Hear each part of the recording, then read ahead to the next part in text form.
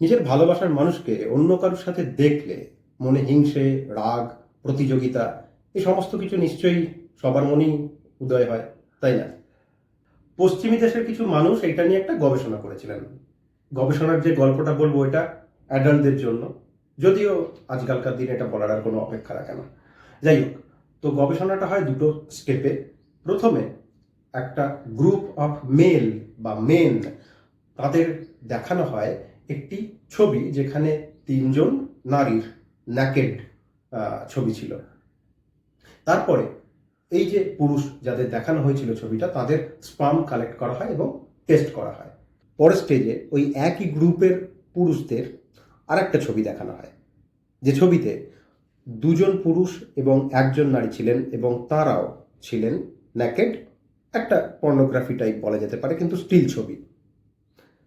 তারপরে এই ছবিটা দেখানোর পরে আবার ওই গ্রুপ অফ পুরুষদের বা মেলদের স্পাম কালেক্ট করা হয়, টেস্ট করা হয়।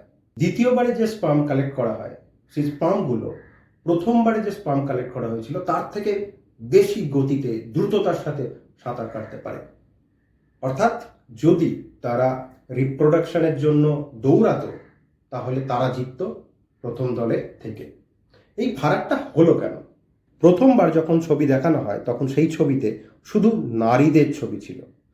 পরের বার যে ছবি দেখানো হয় সেখানে একজন নারীর সাথে দুজন পুরুষের ছবি ছিল নগ্ন, যেটা দেখে যারা এই গবেষণায় অংশগ্রহণ করছিলেন অর্থাৎ ভলেন্টিয়ার, তাদের আনকনসিয়াস মাইন্ডে, অবচেতনে এটা চলেছে যে প্রতিযোগী, আমার প্রতিযোগী, আমাকে জিততে হবে, সার্ভাইভাল সার্ভাইভাল। তাই বেটার সাঁতার কাটতে পারা স্পাম জেনারেট হয় অবচেতনেই। তাই উপনিষদের প্রশ্নই ঘুরে ফিরে আসে যে আমরা কি আদতেও নিজেদের চিনি, ভেতরে কি চলছে জানি না জানি না। আর যদি সব কিছুই এভাবে কিছু না কিছু দ্বারা নিয়ন্ত্রিতই হয়, তাহলে কি কোনো খুনি, রেপিস্ট এদের সাজাও দেওয়া যাবে না? সেটা তাহলে কি? আপনার কি মনে হয়?